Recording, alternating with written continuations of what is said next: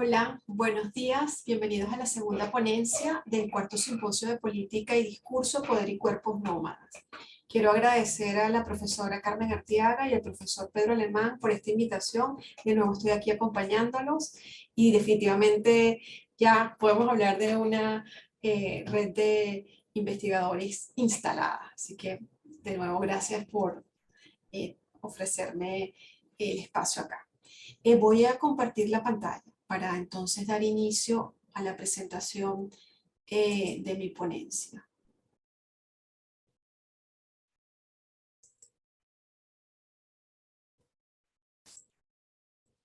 Vamos a empezar por acá. Sí. Bueno, también voy a mover aquí un poquito el cuadrito.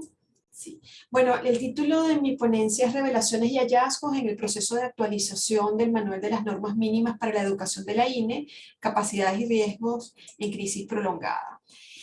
Bueno, empiezo entonces. El proceso de consulta para la actualización del Manual de las Normas Mínimas para la Educación de la INE. INE es la Red Interagencial de Educación para Situaciones de Emergencia. INE sería por sus siglas en inglés. Bueno, este proceso de consulta para la actualización del manual se desarrolló en Venezuela entre febrero y abril de 2022. El manual es un recurso valioso de uso global para los actores del sector humanitario y de desarrollo. Su primera edición fue del año 2004, luego se actualizó en el 2010 y para finales de 2022 se espera la nueva edición del manual tras haber completado el proceso de actualización en 16 países. En Venezuela, para este proceso, se realizaron 10 entrevistas a profundidad y un taller presencial con 13 participantes, todos actores relevantes en el área de la educación en emergencia, tanto de organizaciones no gubernamentales de la sociedad civil, instituciones educativas de la provincia y de la capital, del Ministerio de Educación, investigadores independientes como representantes de las agencias de las Naciones Unidas en Venezuela y de la coordinación del clúster de educación en Venezuela de la Oficina de Asuntos Humanitarios de las Naciones Unidas, OCHA Venezuela. La ponencia no se detiene propiamente en el proceso de actualización en sí, por lo menos no solo en eso, sino que explora el proceso en sus contenidos, discusiones e interacciones de sus participantes como si fuera un texto. Luego de la consulta generamos un corpus discursivo singular. A partir de las entrevistas y un taller presencial escribimos 12 reportes que en suma conforman el corpus discursivo. En este corpus se encuentran las respuestas y los resultados de las interrelaciones de los participantes sobre varios aspectos relativos al manual y a la respuesta educativa en Venezuela en el contexto de la crisis compleja prolongada. Como estamos proponiendo, todo el corpus se constituye como un texto y un evento discursivo. Fue el resultado de una práctica social relevante generada en el marco de la actualización del Manual de las Normas Mínimas de la INE. Esa práctica situada en las entrevistas y en las dinámicas del taller presencial reveló un conjunto de acciones discursivas intencionadas, la de responder a los requerimientos de actualización del manual y la de referir experiencias y respuestas específicas del campo de la educación en emergencia en Venezuela. Se trata entonces de un texto macro en el que convergen los otros discursos, todos intencionados y situados en contextos precisos. Esta ponencia propone el uso del término,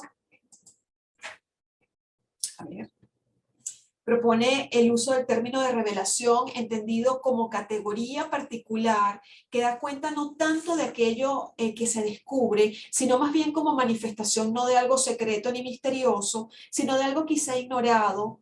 Revelación se usa acá, por tanto, como una acción discursiva asociada a hacer visible o manifestar indicios o certidumbres de algo que no está necesariamente a la vista.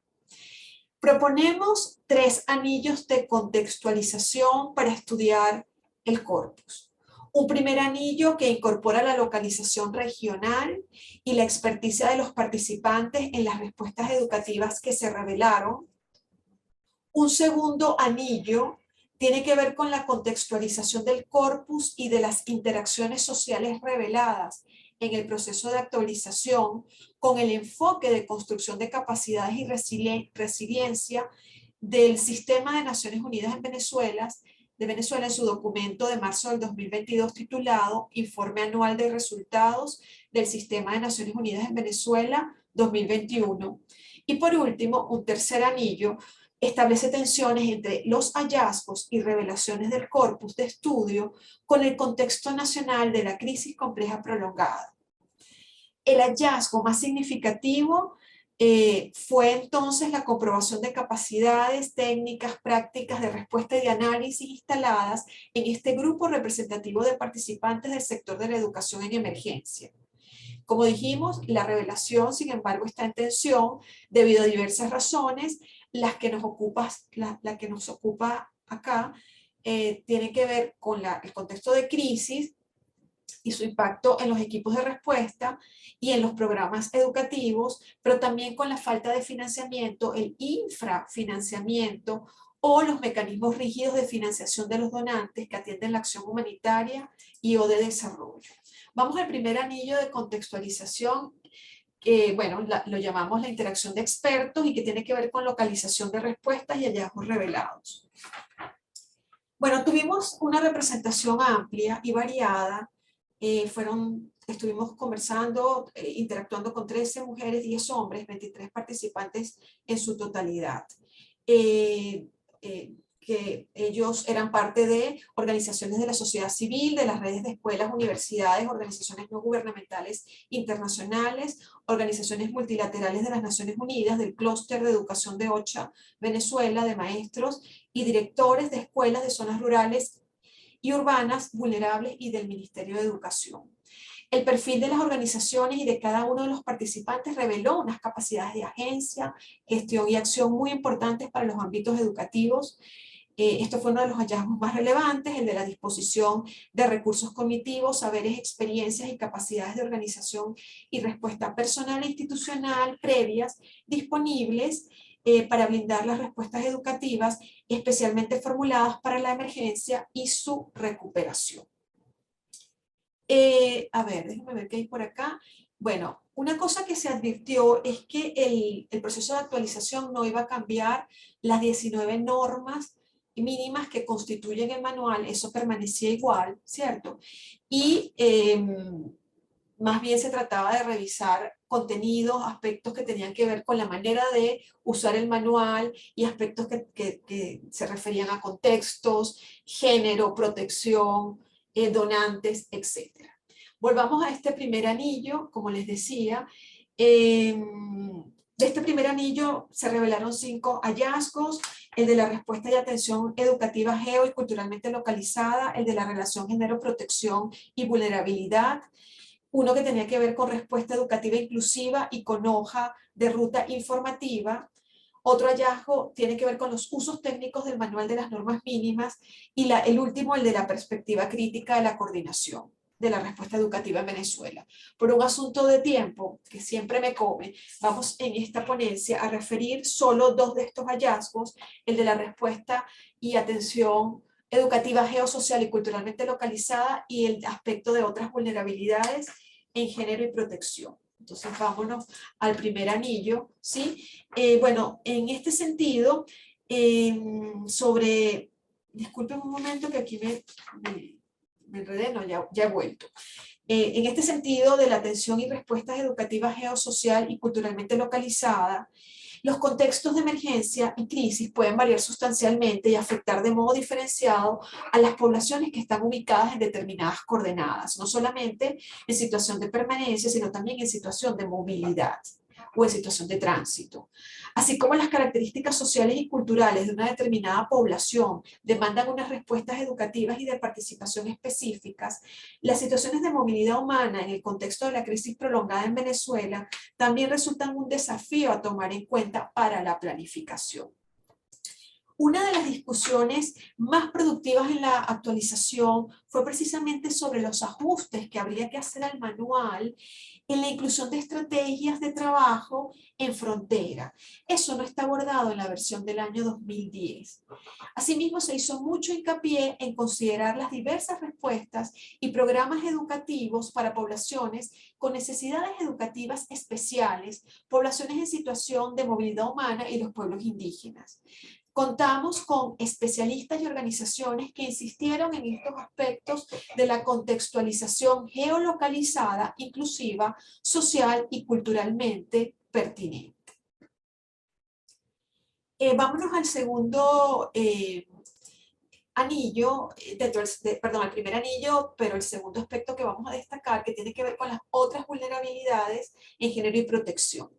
Bueno, sobre la consulta de cómo eliminar las disparidades de género y protección, especialmente las niñas de riesgos, en situación de alto riesgo, los participantes revelaron lo siguiente. Aunque todos estuvieron de acuerdo en que la nueva actualización del manual se encuentre contenido sobre cómo eliminar las disparidades de género, enfatizaron que no solamente ni siempre son las niñas el grupo de mayor riesgo y en vulnerabilidad. De nuevo, la perspectiva geolocalizada con un peso cultural importante permite mirar el campo de la protección y del género de un modo más complejo. Nuestros participantes mencionaron otros grupos que podrían estar más expuestos y en riesgo. Por ejemplo, en el estado Zulia, uno de ellos mencionó los casos de abuso y discriminación hacia niños, niñas, adolescentes que se declaran homosexuales. En la educación media general, por ejemplo, los participantes se han encontrado con personas de la comunidad LGBTI+, y expusieron que al revisar las normas mínimas para la educación, hay una percepción de que esta comunidad no está visible en el manual. Y sería interesante poder hablar de eso y ampliar el alcance de lo que implica la comunidad LGBTI, por ejemplo. Los participantes revelaron una amplitud del impacto de la vulnerabilidad y los riesgos asociados al género y la edad, descentrando la mirada del grupo de las niñas hacia otras poblaciones. Por ejemplo, el de los niños que tienden a abandonar la escuela mucho antes que las niñas, porque trabajan, y que en situaciones de emergencia esa necesidad de trabajar aumenta. Por eso, por tanto, los chicos se retiran de la escuela para apoyar a los padres en mayor proporción y mucho antes. En el país son muchos más las niñas que los niños que permanecen en la escuela y completan sus estudios. Esto es evidente incluso en la educación universitaria, donde hay más mujeres que ingresan a la universidad y se gradúan, pero que luego digamos, entran al mercado de trabajo, si hay disparidades en cuanto a los sueldos que reciben, ¿no? Disparidades en términos de género. En todo caso, hay una percepción general que todos los niños, niñas y adolescentes están en riesgo de sufrir abusos y violencia, especialmente en contextos de crisis y emergencia. Pero habría que separar o distinguir los riesgos de incluir como riesgo, o sea, habría que separar o distinguir los riesgos e incluir como riesgo el abandono de la escuela, porque en el caso de las niñas pueden abandonar los estudios por embarazo precoces, porque tienen que cuidar a sus hermanos mientras sus madres trabajan, pero el abandono de los niños ya vimos que puede ser porque deben ayudar a las familias en el trabajo, cosa que pasa con mucha frecuencia en las zonas rurales, y también niños y adolescentes suelen estar expuestos a ser cooptados por las bandas criminales y grupos armados irregulares. Vámonos al segundo anillo de la contextualización. Quiero contarles que el coordinador residente y coordinador humanitario de las Naciones Unidas, Gianluca Rampolla, en el prólogo del informe anual de resultados del año 2021, enuncia un enfoque de trabajo de cooperación del sistema de Naciones Unidas que desafía los límites más tradicionales de las acciones humanitarias y de desarrollo, normalmente separadas entre sí. Este enfoque, basado en 3 pilares, permite atajar y resolver las tensiones que existen en las zonas grises de la respuesta humanitaria y de desarrollo. Es el enfoque del triple nexo o de los 3 pilares que parece ser además la respuesta más adecuada a los desafíos de las crisis prolongadas. Siguiendo los acuerdos de la Cumbre de Naciones Unidas de la Agenda 2030 para el Desarrollo Sostenible del 2015 y la primera Cumbre Humanitaria del 2016, Las palabras de Rampolla trazan unas estrategias de acciones y marcos de operación que se complementan entre sí. Se trata entonces de estos tres pilares o triple nexo, como dijimos, que sostienen el panorama general de la cooperación en 2021 y 2022 en Venezuela.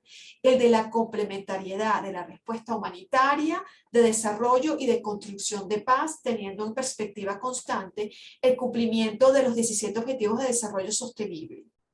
Es un enfoque integral cuya meta apunta a la recuperación de la crisis de manera sostenible, y esto contempla la atención de las poblaciones más afectadas y vulnerables. La recuperación socioeconómica y sostenible del país, la creación de espacios y una cultura de paz, y voy a hacer ahorita una cita textual del coordinador: ampliar la respuesta humanitaria de forma articulada hacia la recuperación, abogar por un mayor compromiso para el desarrollo, cierro la cita textual, son los focos de acción desde la complementariedad con la respuesta humanitaria del año 2021 y 2022 para Venezuela.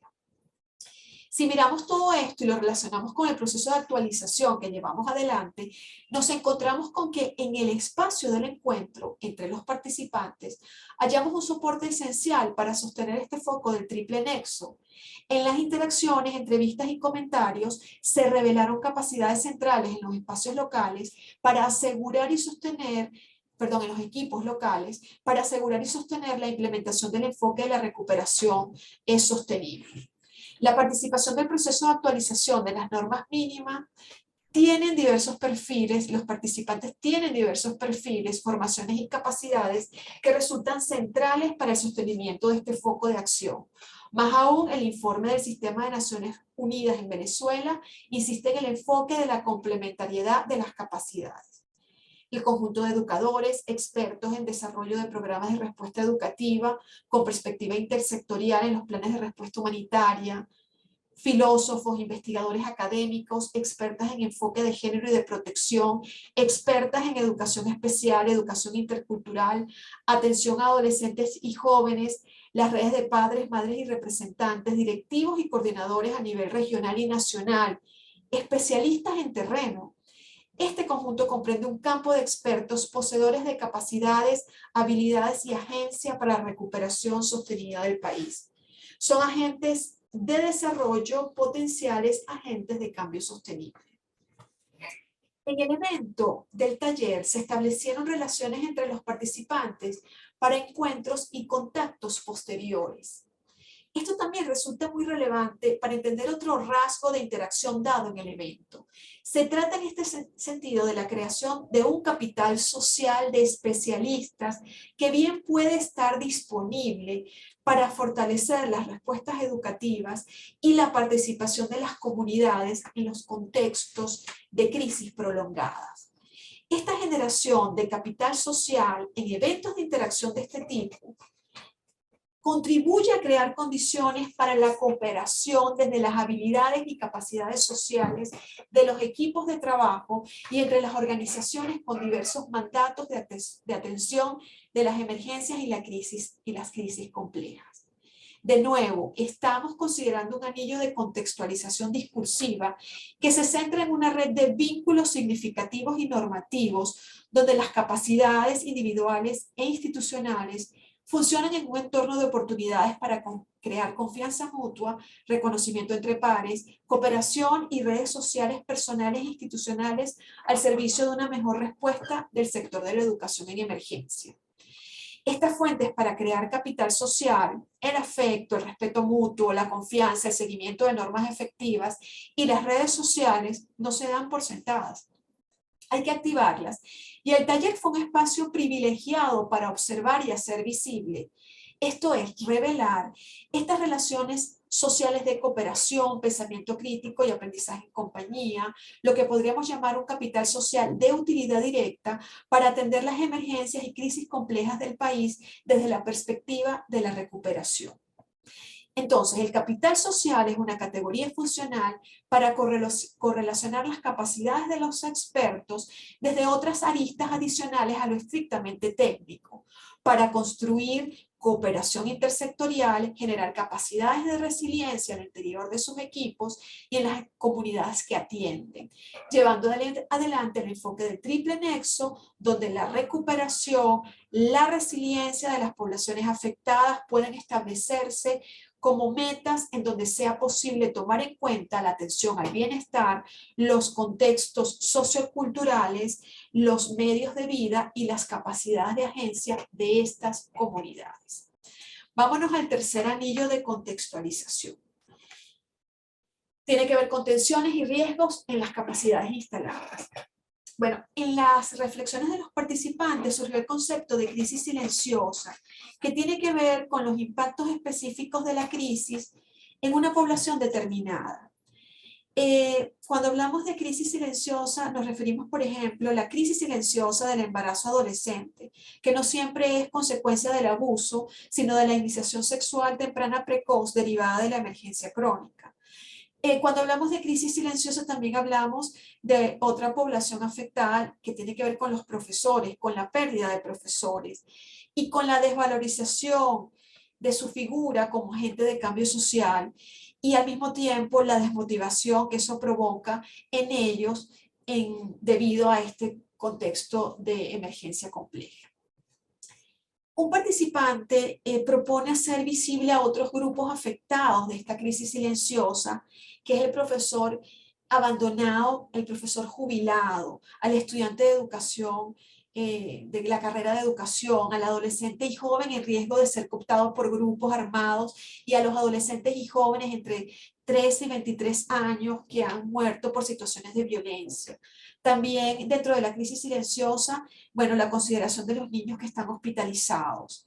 Y aquí hablamos entonces también de la categoría de hacer visibles situaciones que siendo tan comunes se han vuelto invisibles para la sociedad, como la de los adolescentes y las familias que en medio de la crisis crónica del país consideran que la educación escolar no es imprescindible para ganarse la vida, por ejemplo.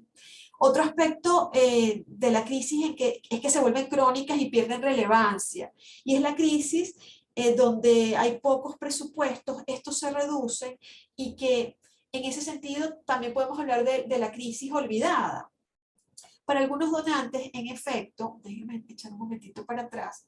Bueno, vamos a quedarnos aquí un momento. Para algunos donantes, la crisis en Venezuela no existe, sino que la crisis está en Colombia, en Ecuador o en el norte de Chile. Ahí hablamos de las crisis olvidadas. Ustedes tienen, por ejemplo, ahí un tema sobre las crisis olvidadas, el tema del financiamiento, lo vamos a abordar más adelante, pero estas crisis olvidadas tienen que ver con que la emergencia se está normalizando y esto significa, bueno, enfrentar los enormes desafíos del financiamiento que son en estas circunstancias mucho mayores. Hay una preocupación en que en estos escenarios con poca financiación se pierdan las capacidades que inicialmente se habían empezado a recuperar. Y ahí entonces entramos al segundo elemento de tensión y riesgo, que es el del financiamiento.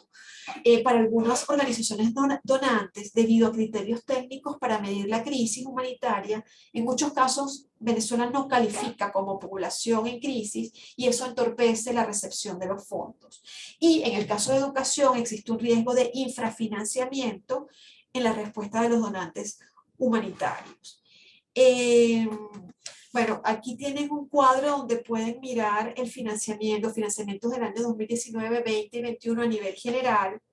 En todo caso, los donantes deben entender en estos escenarios de crisis prolongadas debido a fragilidad y fallas del Estado en sus políticas económicas, sociales, educativas y otras, los donantes deben entender estos escenarios y apoyarse en programas de financiación o de financiamiento que sostengan las capacidades operativas.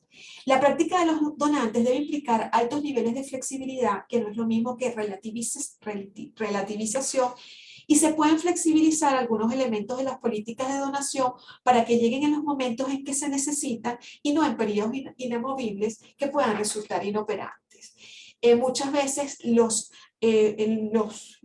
financiamientos son se desembolsan para una vez al año y eso entorpece y hace muy difícil atender emergencias de esta naturaleza en donde lo humanitario y la emergencia y la apuesta por salir hacia la recuperación necesita mecanismos de desembolso plurianuales y no solo una vez al año. No sé cómo estoy con los tiempos, voy a hacer aquí una pausa y si hay tiempo, voy con el final de la ponencia. Entonces, permítanme un momento hacer una pausa, ¿verdad? Voy a detener el video y si nos da chance, vamos con las conclusiones. Vamos con las conclusiones.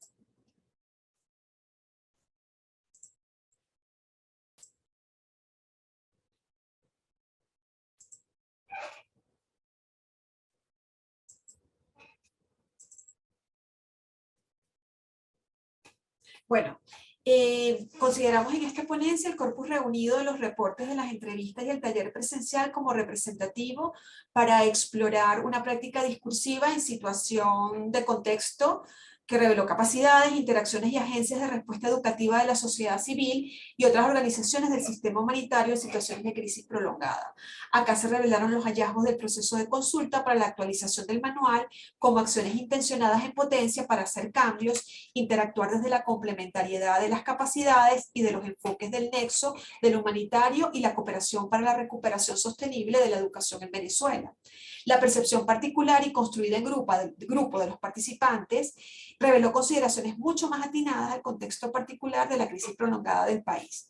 El hallazgo más significativo fue la comprobación de estas capacidades técnicas, prácticas, de respuesta y análisis instaladas a un capital técnico y social en un grupo representativo de participantes del sector de la educación en emergencia, pero al mismo tiempo observamos que esas capacidades no dejan de estar en riesgo debido a la complejidad de la crisis prolongada, el bajo financiamiento y la rigidez de los sistemas de donación para atender la crisis de muchos años. Muchísimas gracias.